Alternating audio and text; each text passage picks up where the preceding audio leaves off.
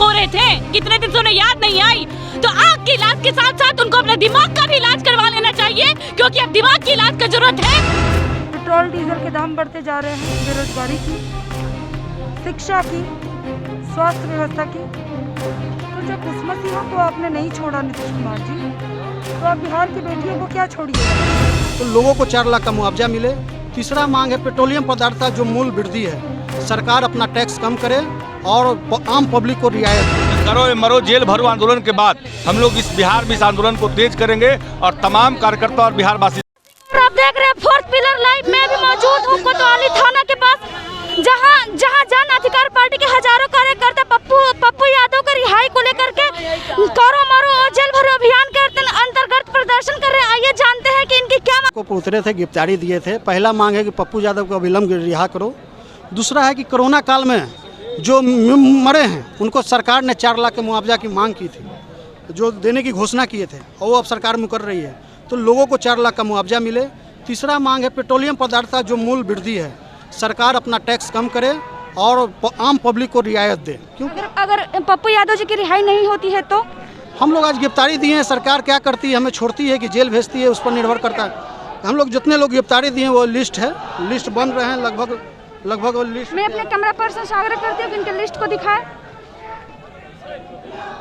लगभग सभी जिले से आए, 2000 की संख्या है और हम लोग डटे हुए हैं। कैंप जेल में बैठाई है, हम लोग बैठ रहे हैं। यहाँ खाने की व्यवस्था हम लोग खुद कर लिए हैं, खुद से चावल दाल लेके आए थे कि सरकार आज आर पार से हम लोग लड़ेंगे।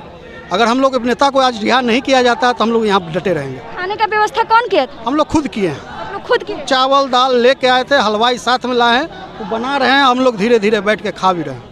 सरकार की जन विरोधी नीति को लेकर आज बिहार के तमाम जिलों से कार्यकर्ता आज पटना जुटे हुए हैं, जिसमें हम लोग जन विरोधी नीति और आदरणीय पप्पू यादव जो सेवादार हैं बिहार के, उनकी रिहाई को लेकर आज तमाम जन अधिकार पार्टी के कार्यकर्ता सड़क पर हैं। और आज हम लोग मांग करते हैं कि अविलंब अगर पप्पू यादव की रिहाई नहीं हुई तो करो या मरो जेल भरो आंदोलन के बाद हम लोग इस बिहार में इस आंदोलन को तेज करेंगे और तमाम कार्यकर्ता और बिहार वासी इसके लिए तैयार है। लेकिन उनके ऊपर तो एक और आरोप लगा था कि कोरोना प्रोटोकॉल का उल्लंघन कर रहे हैं। जालसाज सरकार बैठा हुआ है बिहार में, जो कोरोना में घोषणा करती है सरकार के 4 लाख रुपए मुआवजा देंगे और कोरोना मृत में मरे लोगों का सूची को छिपाना सरकार का नाकामी है। और इसके तमाम नाकामियों को आदरणीय पप्पू यादव उजागर करने का काम कर रहे थे। सरकार एक रणनीति के तहत आदरणीय पप्पू यादव को गिरफ्तारी करने का काम किया है। इसके विरोध में लगातार जन अधिकार पार्टी संघर्ष करने का काम करेगा। या तो आप पप्पू यादव जी को रिहा कीजिए और नहीं तो हम सबको भी अरेस्ट कीजिए।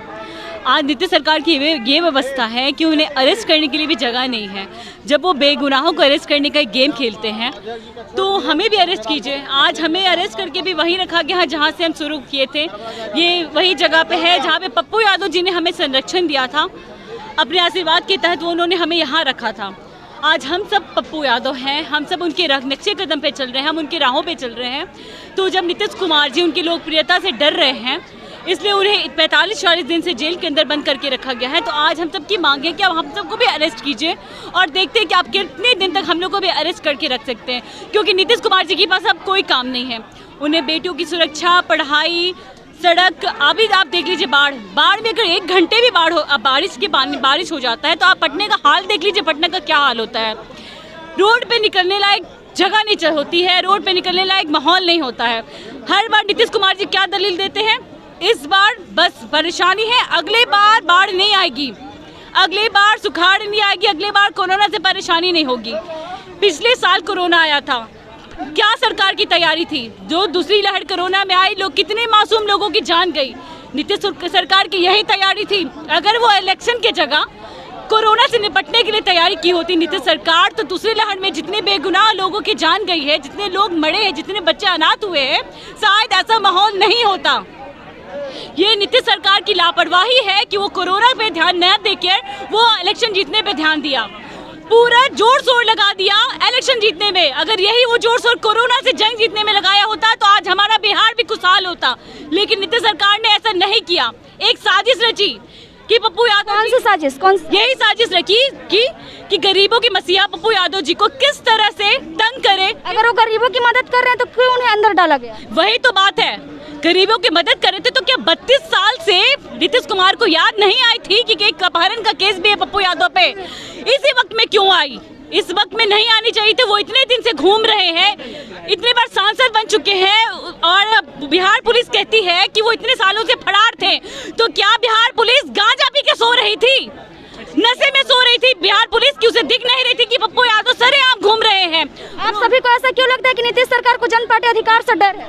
बिल्कुल डर है, क्योंकि हम जो हैं कोई सत्ता में नहीं है, हमारी कोई सरकार नहीं है, तब भी हम लोगों की सेवा निस्वार्थ भाव से करते हैं।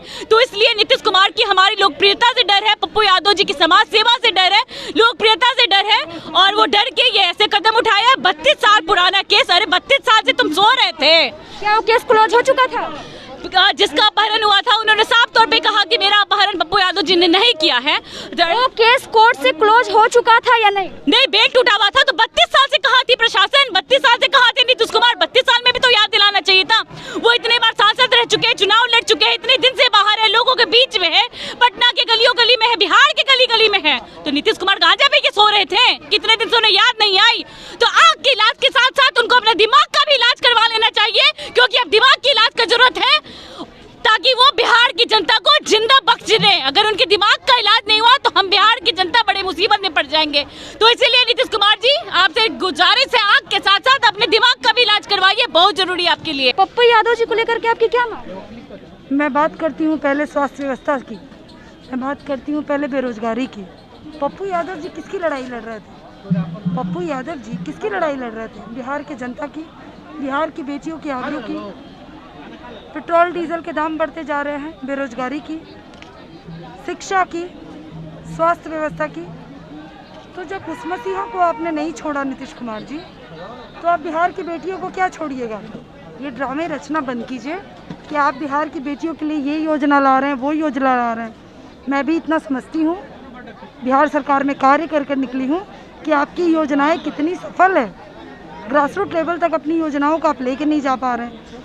आज इतिहास बिहार के लिए बहुत काला दिन मनाएगा, क्योंकि बिहार की महिलाएं, बिहार की बेटियों की अरेस्टिंग हुई है, सिर्फ इसलिए क्योंकि बिहार की बेटियां मांग करती हैं अपने इज्जत आबरू की।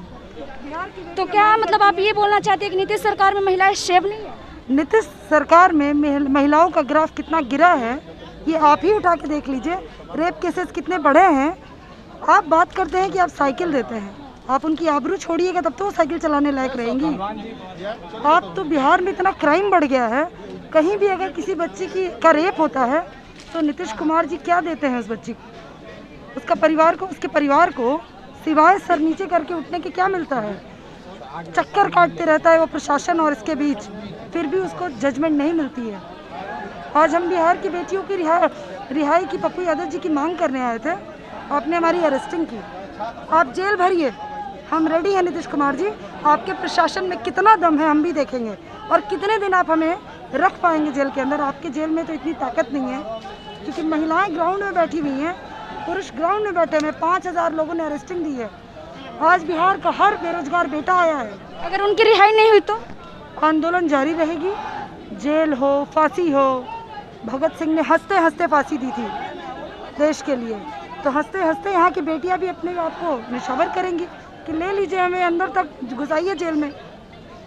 देखिए, बात करते हैं बिहार के जजमेंट की, बात यहाँ पप्पू यादव की रिहाई किस लिए हो रही है? क्योंकि वही एक सेवक थे जिन्होंने बेटियों के लिए पहला कदम उठाया। ये तो आप लोग ने समझिएगा, आप लोग मीडिया के लोग हैं तो आप लोग ने आवाज़ उठाइएगा। हम लोग तो आवाज़ उठा ही रहे हैं। हम लोग मीडिया के लोग हैं, हम लोग बता रहे हैं कि इन्हें जेल में फंसा, मतलब जेल में डाला गया है। आप लोग मांग कर रहे हैं कि पप्पू यादव को रिहाई करो, तो कौन सा इन पर आरोप लगा, किस लिए इन्हें डाला गया, ये बता सकते हैं? इसे झूठ मूठ का गलती साजिश के तहत 32 साल पुरानी केस में, ये मधेपुरा जिला के मुरलीगंज थाना में 32 साल पुराने एक अपने मित्रवत में कोई बात हुआ था।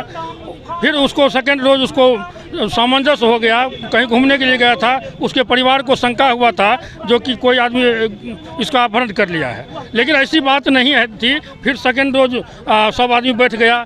इसी बीच में एक केस तो पुराना है, साजिश है, 32 साल केस पुराना है, लेकिन साजिश है सरकार की। जो इनकी लोकप्रियता बढ़ रही थी, गरीबों की मदद कर रहे थे, हॉस्पिटल जा रहे थे, इससे ये कहीं ना कहीं डर पैदा हो गई है सरकार में कि आने वाले दिन में ये हमको उखाड़ फेंकेंगे। यही असलियत ही है। कौन सा साजिश की बात कर रहे हैं आप? जो सत्ता में लोग बैठे हैं वही लोग, विपक्ष में जो लोग बैठे हैं इनको ये सत्ता और विपक्ष का मानसिकता है कि हम सत्ता में रहे या आप रहे, तीसरा कोई ना आ जाए। गरीबों के मसीहा बन के उभरे हैं पप्पू यादव, इनको जानबूझकर साजिश के तहत षड्यंत्र कर जेल में डाला गया है और कोई बात नहीं है। क्योंकि 32 साल केस पुराना, पहले कंप्रोमाइज़ भी हो चुका है उसमें कोर्ट का एति संज्ञान भी है कि गिरफ्तार नहीं करना है, फिर भी किया जाता है। ऐसा क्यों किया जाता है तो आप भी समझती हैं इस परिस्थिति को अच्छी तरीक़ा से, बड़ी साजिश के तहत। लेकिन उन पे तो आरोप लगा था कि कोरोना प्रोटोकॉल का उल्लंघन कर रहे हैं। कोरोना पर की ये तो अब सरकार को अपनी मन की बात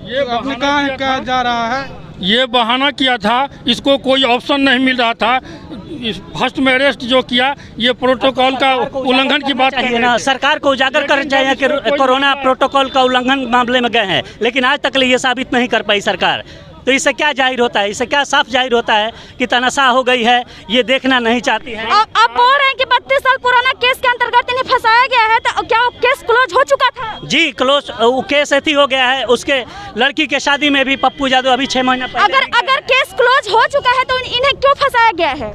बस बरियारी, जो बरियारी होता है, तनाशा हो है, नियम कानून सब ताक पर रख के इनके साथ साजिश रची, इनको मारने की साजिश। आप लोग कंफर्म है कि ये साजिश है? इनको मारने की साजिश रची। ये किसकी साजिश है? ये किसकी साजिश है? नीतीश सरकार की। आप बोल रहे हैं कि ये लोग बोल रहे हैं कि पप्पू यादव को मारने की साजिश है। वो कौन सी साजिश है? ये लोग से पूछते हैं वो कौन सी साजिश है? वो साजिश है बिहार सरकार और केंद्र सरकार दोनों सरकार की ये साजिश था, पप्पू यादव को अरेस्ट करके कोरोना पॉजिटिव करके इसको मार देना है। पप्पू यादव जी इतने दिनों में 32 सालों में कितने बार सांसद रह चुके, कितने बार विधायक रह चुके, 1 बार विधायक रह चुके, 5 बार सांसद रह चुके।